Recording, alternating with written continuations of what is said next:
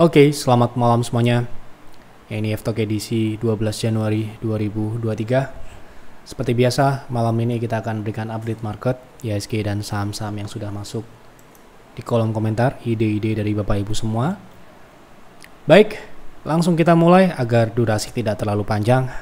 Kita awali dari IHSG seperti biasa.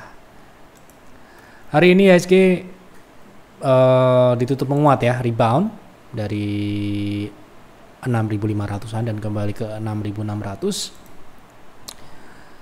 Secara teknikal target turun sudah tercapai namun belum sempurna seperti yang sudah saya sampaikan kemarin, bahwa target turunnya adalah di area 6.550 sampai dengan 6.486 dan level terendahnya dibentuk oleh IHSG kemarin di level 6.557 ya. Jadi mungkin hampir tercapai ya, tapi belum sempurna. Dan untuk besok kemungkinan kalau kita lihat dari MACD seperti ini ya, potensinya masih akan berlanjut turun ya. Dan kemungkinan ya akan kembali ke 6.500 dan bisa ke bawah 6.500-an ini ya.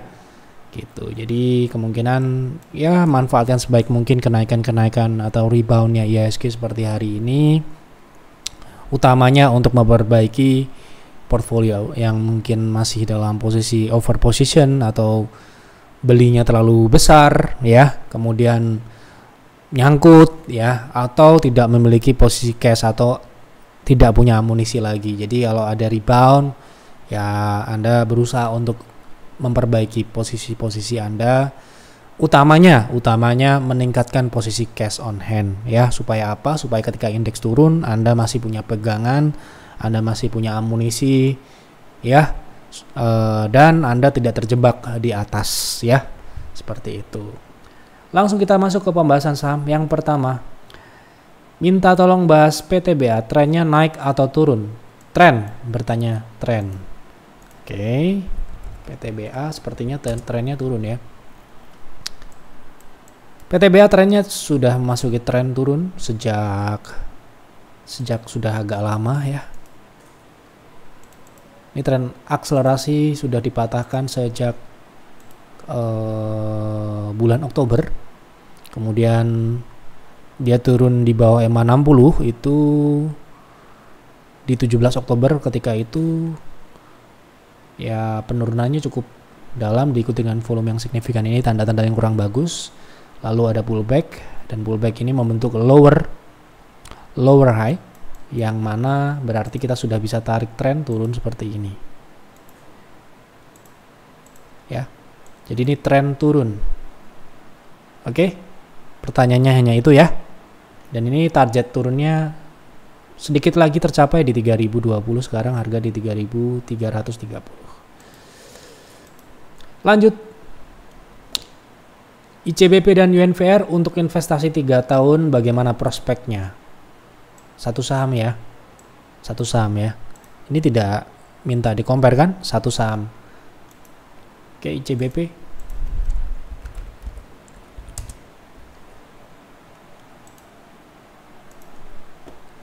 Jangka panjang ya, kita menggunakan monthly. Untuk jangka panjang potensi ICBP sekarang ini membentuk wave B naik ya. Wave B naik ini kita bersihkan dulu.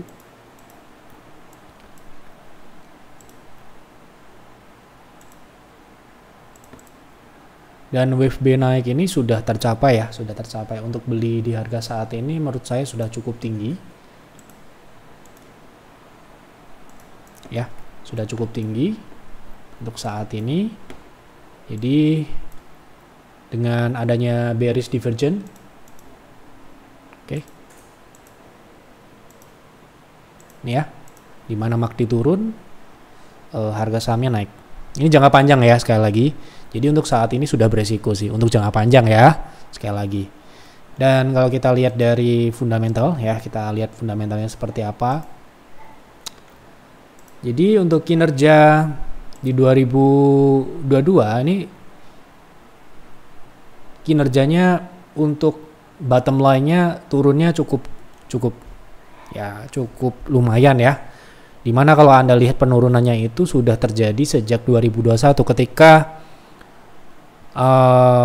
rata-rata turunnya 2020, ICBP ini malah turunnya di 2021 dan ini berlanjut di 2022 ya, kemungkinan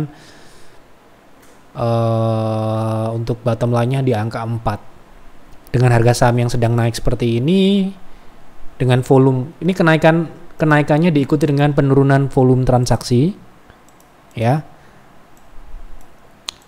Dan ini adalah tanda-tanda yang kurang bagus ya. Gitu. Menurut saya seperti itu. Menurut saya ya, sekali lagi kalau saya akan melihat dari sisi fundamentalnya turun, bottom line-nya turun ya. Jadi sangat aneh apabila pendapatannya tumbuh, namun dari sisi bottom line-nya justru mengalami penurunan kinerja ya. Jadi ini dari sisi laba bersihnya mengalami penurunan yang cukup ya, bisa dikatakan cukup signifikan ya. Diperkirakan di angka 4 ya, sedangkan di tahun sebelumnya di angka 6. Seperti itu untuk ICBP. BCIP apa bisa nambah PV? Maksimal PV-nya 15 ya. Jadi kalau Anda belum 15 ya bisa tambah. Jadi kita lanjut di saham berikutnya. Jadi ini misalkan Anda mau konsultasi di advisor, bisa tanya advisor, konsultasi. Tolong dianalisa juga saham PMMP, potensi turun ke berapa, proteksi di berapa. Jangka pendek 2 minggu. Potensi turun ke berapa atau proteksi di berapa. Nah ini pertanyaannya sedikit ya kurang lengkap. Yang namanya proteksi itu ya adalah stop loss atau cut profit ya. Kalau Anda beli kemudian harga sahamnya sudah naik ya, proteksi itu disebut bisa dinaikkan di harga di atas harga beli, namanya cut profit. Nah ini kan nggak dikasih tahu berapa harga belinya ya. Berarti yang kita jawab potensi turunnya. Nah, apakah ini akan turun PMMP? Kita lihat dulu. Jadi kalau misalkan tanya proteksi itu disertai dengan harga beli gitu loh ya. Kalau kita perhatikan PMMP ini konsolidasi turun ya, konsolidasi turun ini ya. Konsolidasi cenderung turun dan untuk jangka pendek ya 2 minggu ke depan kemungkinan harganya akan cenderung masih akan flat di angka 350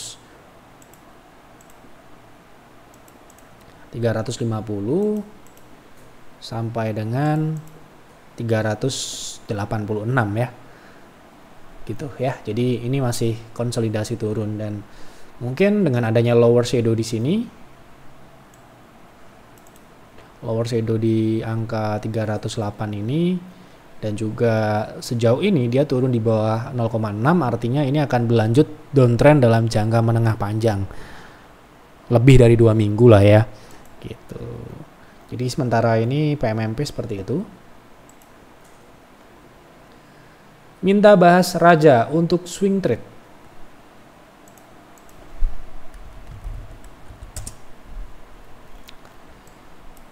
Ini terakhir ya Raja, potensi upside 15% ini sudah tercapai ya. Nah, jadi kondisi Raja ini belum berubah, konsolidasi ya. Ini adalah resistnya ya, horizontal line biru ini adalah resistnya. Kemudian yang warna merah ini adalah supportnya, support konsolidasi. Dan saat ini Rukun Raharja berada di middle area ya, middle area. Nah, menarik atau tidak untuk swing tergantung ya, tergantung berapakah potensi upside dari saat ini ke resist konsolidasinya, yaitu 11%. Nah, kenapa tergantung ya, menarik atau tidak untuk swing itu tergantung orangnya, tergantung Anda itu cukup nggak kira-kira 11% ini untuk jadikan Anda jadikan target profit. Kalau 11% asumsinya adalah kita ingin profit kurang dari 11%, ya bisa di angka 10, di angka 9, angka 8, Anda cukup dengan itu boleh, menarik. Dengan batasan proteksi di bawah EMA 60, artinya kalau dia turun di sini berarti dia mentok di middle area ini dan melanjutkan penurunan kembali di 915. Anda bisa proteksi di 1000 kalau Anda beli di harga saat ini. Kemudian Anda siapkan untuk mungkin untuk buyback di 930 atau 915 seperti itu. Jadi kalau dikatakan menarik ya, kalau buat PTR mungkin menarik ya karena upside-nya di atas 5%. Tapi ini kan masing-masing orang berbeda gitu ya. Oke. Saham Excel tolong dibahas teknikalnya.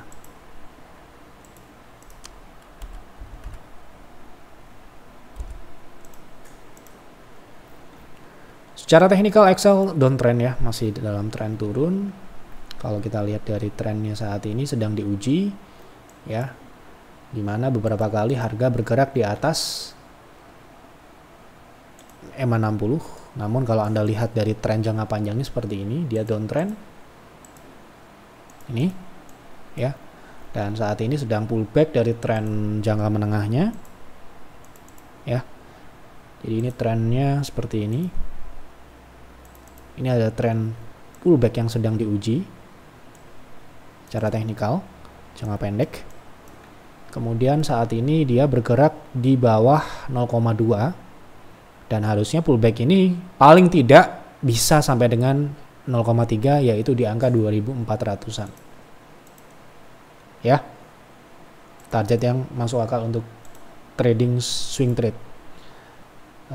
Ya di angka 7 atau 8%. Berarti kita kalau mau nyari profit 4 atau 5% bisa. Namun yang perlu dicatat dan diingat-ingat, saham ini dalam tren turun. Artinya kalau dia ternyata gagal naik ditandai dengan penurunan di bawah 2190, skenario pullback lanjutannya ini gagal alias melanjutkan downtrend, dan kita kalau punya posisi ya, kalau maunya proteksi ya harus diproteksi. Ya harusnya sudah diproteksi gitu ya. Gitu ya. Lanjut. DGIK kuat di atas 130. Apa potensi ke 150?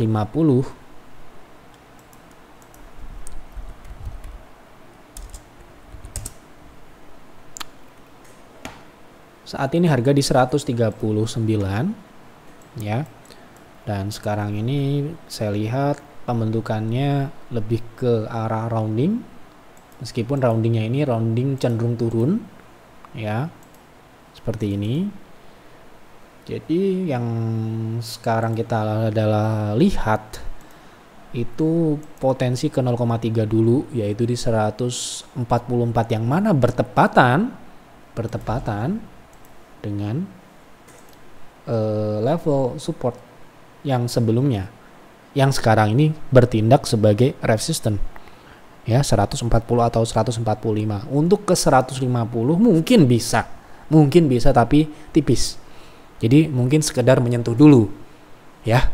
Jadi harap berhati-hati. Ini untuk swing sekarang ini sudah naik ya. Sudah naik. Jadi momentum belinya mungkin hari ini ketika dia break dari 129. Seperti itu. Jadi kalau mau beli sekarang ini relatif beresiko, mengingat sekali lagi track record dari pergerakannya itu ya seringkali turunnya ya. Memang sekarang ini nggak hanya DGIK tapi banyak saham juga gampang untuk ARB gitu ya. Ini bisa aja tiba-tiba dibanting seperti ini ya. Seperti terjadi di 2 Januari yang lalu. Karena ini breakout ya, asumsi kita memang masih bisa lanjut naik, namun risikonya memang sudah ya cukup beresiko ya. Dengan potensi upside yang masuk akal itu sekarang ini di angka 4%. Kalau ke 150 ya masih bisa di angka 10%. Namun risknya memang bisa Anda batasi di angka 10% ya. Sampai dengan 15%. Dia bisa aja dibanting ke bawah sini, bisa. Seperti itu. Jadi ekstra hati-hati untuk DGIK. BTN untuk invest pandangannya bagaimana? Ini ya, BTN sudah saya bahas di awal bulan Desember. Secara fundamental dulu ya. Kok tidak terlalu layak ya kalau kita lihat, kita compare dengan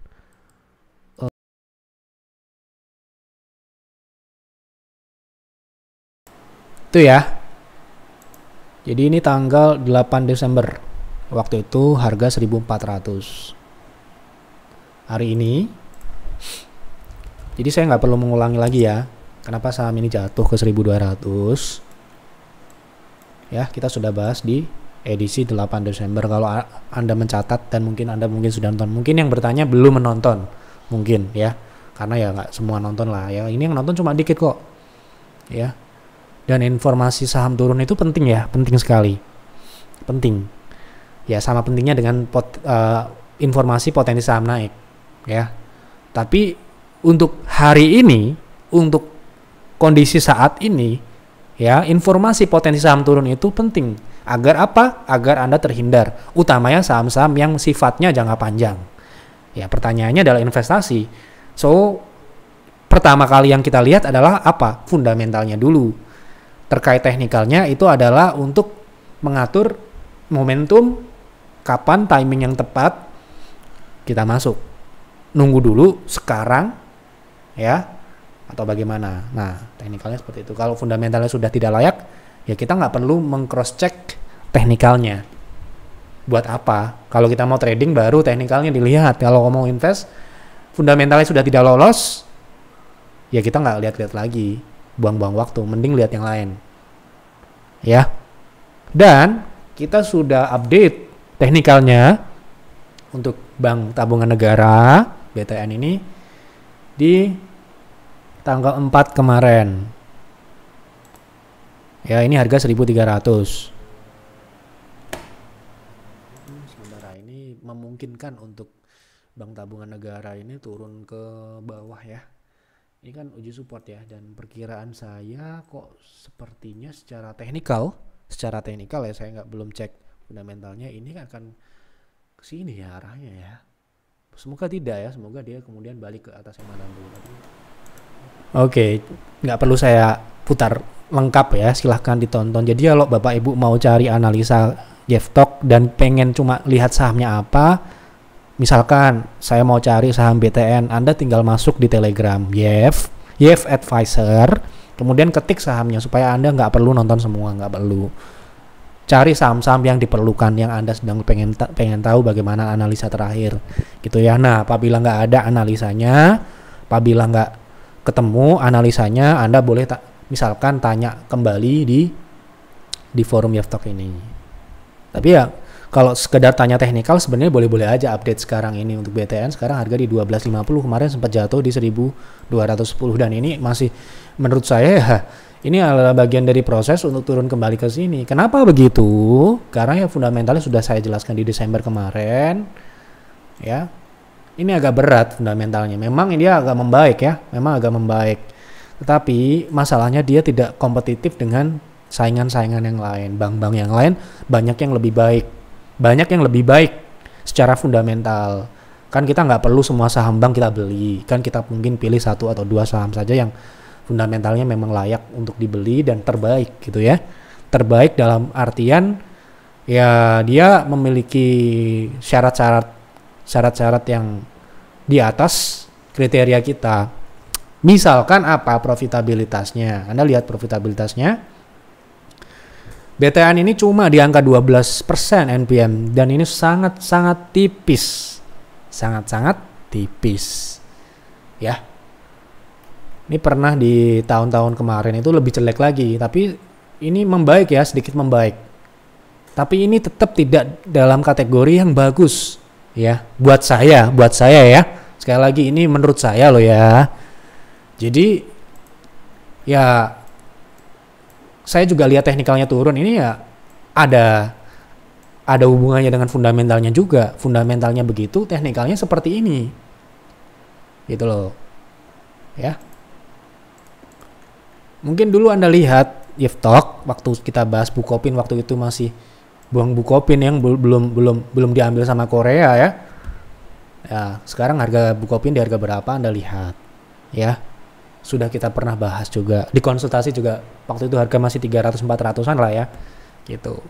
Nah, jadi ini BTN meskipun dia plat merah sekalipun, Anda lihat dong perusahaan plat merah juga yang lain juga banyak yang nyungsep gitu ya. Nyungsep dalam artian turunnya banyak dan bahkan ada yang di suspend, ada yang tidur di 50 gitu ya. Gitu. Jadi ini mungkin tidak tanya ke sana tapi saya jelaskan ini sekalian untuk edukasi karena ini sudah terakhir ya, saham terakhir ya. Seperti itu. Dan ini bukan berarti saya nggak suka dengan saham BUMN. Sekali lagi dulu ada yang seperti itu. Kok Yef nggak pernah trading saham seperti Waskita, Wika? Pernah. Di PTR Anda cek. Kalau teknikalnya bagus pasti kita masuk.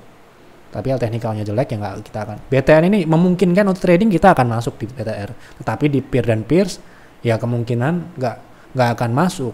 Karena sekarang ini yang fundamentalnya bagus pun turun semua. Ya, yang fundamentalnya bagus ya, yang kita lihat dia jauh kinerjanya daripada BTN ini. Banyak sekali yang sedang diskon sekarang ini. Mungkin besok lebih diskon lagi. Nah, kenapa kita harus masuk di PTN gitu ya pertanyaannya.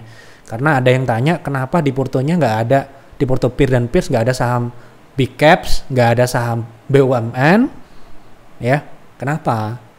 Ya karena mungkin fundamental belum ada yang layak dan secara teknikal juga masih turun. Buat apa? Gitu loh, masih ada yang lain. Gitu kan sekarang ini terus terang. Mungkin kalau Anda tahu ya banyak sekali saham-saham yang sedang diskon. Diskon dalam artian nggak cuma harga sahamnya turun, tapi harga sahamnya tidak mencerminkan fundamentalnya yang tumbuh. Profitabilitas tebal, tumbuh, tapi harga sahamnya jeblok banyak banget. Ya, seperti itu. Ini ya sekali lagi, ini untuk juga agar kita tidak asal beli. Agar kita tidak asal beli. Di portofolio seorang investor retail yang dikelola sendiri ya, berapa sih saham yang ideal kita punya? Paling 6, paling 8. Kalau saya mungkin udah pusing liatnya. Tetapi kalau Anda seorang investor besar yang punya karyawan, yang punya fund manager sendiri, di portofolio mungkin ada 20 saham, ada 30 saham, itu bisa termanage dengan baik. Nah, kalau misalkan seperti saya, mungkin kalau portofolio personal saya mungkin cuma ada 6 sampai dengan 8 saham. Itu pun ya kalau kita melihat paling ya kita lihat jarang-jarang gitu kalau untuk investasi. Kita hanya lihat kalau terjadi diskon aja gitu ya. Nah, dan kalau ada 8 atau 6 saham artinya kan kita harus memilih mana yang terbaik yang harus dibeli gitu ya. Nah, seperti itu. Dan apalagi sekarang ini kan kita dihadapkan dengan kondisi di mana market itu sedang drop, sedang koreksi, sedang turun. Memang tidak se-drop di 2020 bulan Maret ya. Itu makin bingung lagi kita mau beli apa. Karena saking banyaknya. Ya gitu ya. Jadi BTN ini kita nggak nakut-nakutin.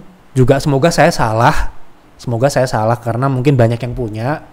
Semoga saya salah. Tapi saya melihat secara jujur teknikalnya dia akan ke bawah 1000. Saya nggak nakut-nakuti, saya ngomong apa adanya. Sementara ini seperti itu, sementara ini prediksi ya, sekali lagi tidak nakut-nakutin, ini prediksi, bisa benar dan bisa salah. Silahkan Anda analisa lagi, silahkan Anda koreksi lagi apa yang saya prediksi di forum ini, karena lagi-lagi ini prediksi bisa benar dan bisa salah, ya, gitu. Jadi ya Anda bisa lihat-lihat lagi lah bagaimana kami memprediksi. Tidak semua benar. Tapi Anda melihat banyak benarnya atau banyak salahnya, Anda bisa nilai sendiri. Ya, seperti itu yang dapat kami sampaikan. Jadi kalau saya punya BTN, kemudian dia ada naik, misalkan ada naik ya, yang sifatnya pullback ya, karena ini downtrend jelas.